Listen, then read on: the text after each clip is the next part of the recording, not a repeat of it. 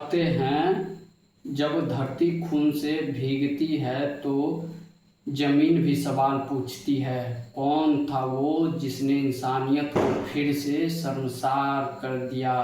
और जब जवाब नहीं मिलता तो आसमान भी सिसक करके उठता है। आज मैं आपको सुनाने जा रहा हूँ भारत की उस सच्ची कहानी को, एक ऐसी कहानी जिसने जम्मू कश्मीर के वादियों को लेकर पूरी दुनिया तक को हिला डाला था।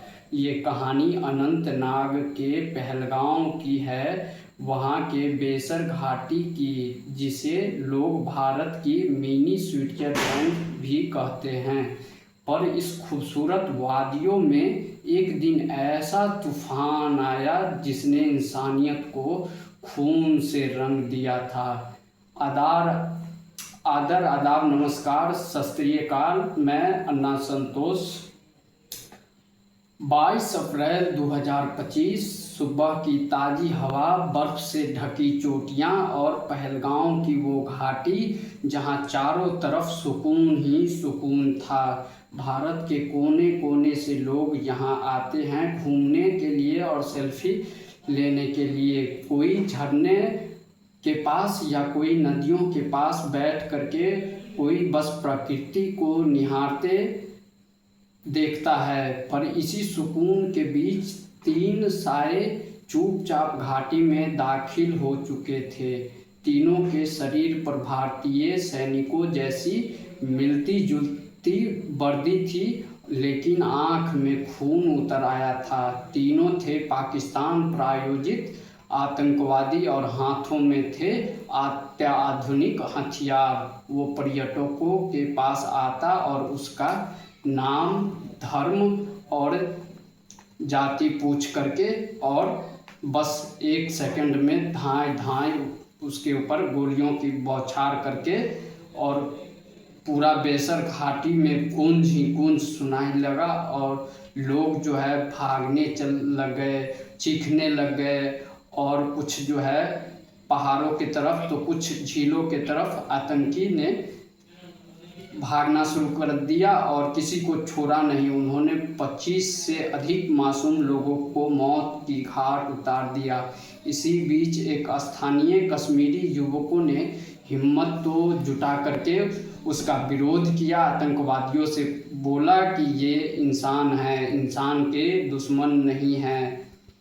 लेकिन आतंकियों ने उसे भी नहीं बख्शा और उसको भी गोली से मौत के घाट उतार दिया।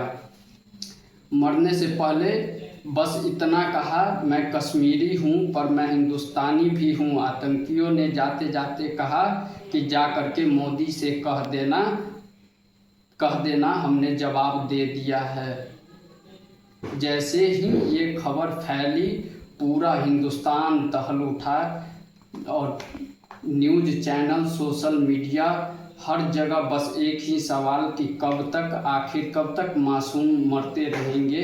भारत सरकार ने कुछ दिनों की शांति के बाद एक बड़ा फैसला ऑपरेशन सिंदूर के रूप में लिया और पाकिस्तान को उसी के जुबान में जवाब मिला। आतंकियों के अड्डे तबाह कर दिए गए, लेकिन फिर अमेरिका और कुछ अन्य दूसरे देशों के दखल के बाद ये ऑपरेशन सिंदूर का युद्ध विराम जो है वो भारत ने साफ कह दिया।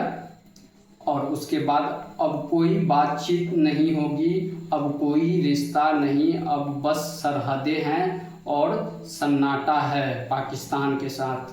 5 महीने बीत गए थे, लेकिन नवंबर माह नज़दीक आया और एशिया कप की तैयारी चल रही थी, जिसमें भारत, पाकिस्तान, अफ़गानिस्तान, श्रीलंका सभी टीमें मैच खेलने के लिए तैयार थे।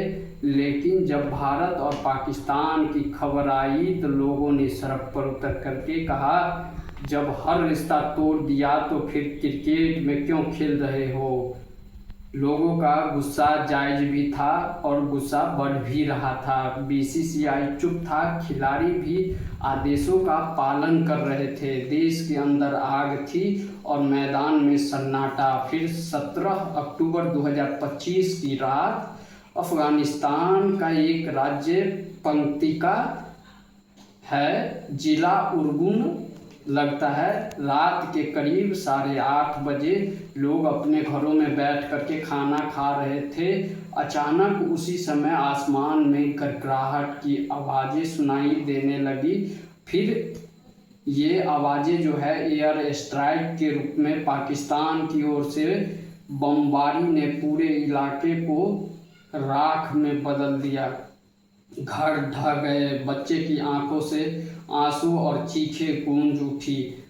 जब धुआं छोटा तो जमीन पर बिखरे थे सिर्फ लाशें ही लाशें, जिसमें 10 बच्चे, महिलाएं और बुजुर्ग भी थे और 3 अफगानिस्तान के क्रिकेटर भी शामिल थे। तीनों खिलाड़ी अपने राज्य की शान थे।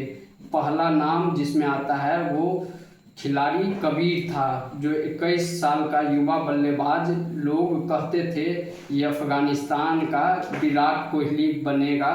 और दूसरा नाम रहीम था, मिडिल ऑर्डर का कमाल का बल्लेबाज था, जिसने कई टूर्नामेंट में अपने बदौलत जीत दिलाई थी। तीसरा है वो सुलेमान था, जो तेज रफ्तार गेंदबाज जो उर्गुन की मिट्टी से निकला था। तीनों की मौत ने पूरे अफगानिस्तान को हिला करके रख दिया। दुनिया भर में चर्चाएं अब शुरू हो गई कि पाकिस्तान ने खिलाड़ियों को भी नहीं बख्शता है। राष्ट्रीय कप्तान उसके बाद राशिद खान ने भावुक अपील की और कहा कि पहले देश है फिर क्रिकेट, और उन्होंने ऐलान कर दिया कि हम ट्राई सीरीज जो श्रीलंका में होने जा रहा है, पाकिस्तान, श्रीलंका और अफ़गानिस्तान, उसमें हम पार्टिसिपेट नहीं करेंगे। और अफ़गानिस्तान क्रिकेट बोर्ड ने तत्काल उसके बाद बयान जारी किया और बोला हम अब पाकिस्तान के साथ कोई टूर्नामेंट मैच नहीं खेलेंगे। और आपको बताते चले, अब सबकी निगाहें उस लाइन पर थी, डूरंड लाइन, जो अफ़गानिस्तान को पाकिस्तान से अलग करती है। ब्रिटिश राज के समय 1895 ईस्वी में सर डूरंड नाम के व्यक्ति ने वो एक सरहद रेखा जो है वो खींचा था।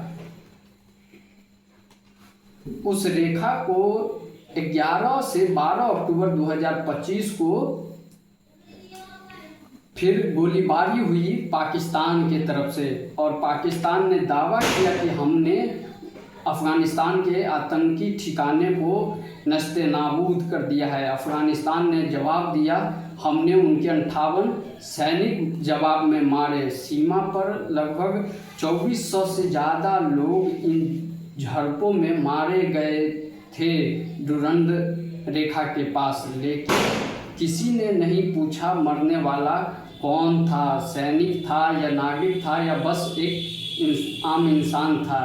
आखिरकार सऊदी अरब और कतर आगे आए। दोनों देशों ने अफ़गानिस्तान और पाकिस्तान से मार्मिक अपील की और 25 अक्टूबर 2025 को तक कोई गोलाबारी दोनों तरफ से नहीं चले, इसको लेकर के समझौता किया दोनों पक्षों के बीच में। लेकिन पाकिस्तान कहाँ अपने आदत से मानने वाला। पाकिस्तान ने 17 अक्टूबर की वो रात फिर से हमला कर दिया और 3 क्रिकेटरों की मौत ने सबको झकझोर दिया। भारत में इस पूरे घटनाक्रम पर चर्चा छिड़ गई कि लोग कहने लगे अगर अफ़गानिस्तान के खिलाड़ी देश के लिए मैच छोड़ सकते हैं, मैच खेलने से मना कर सकते हैं, तो भारत ऐसा क्यों नहीं कर रहा है। देश भर में बहस हुई, देश के पहले या क्रिकेट सरहद की आग ज़्यादा अहम या मैदान का खेल।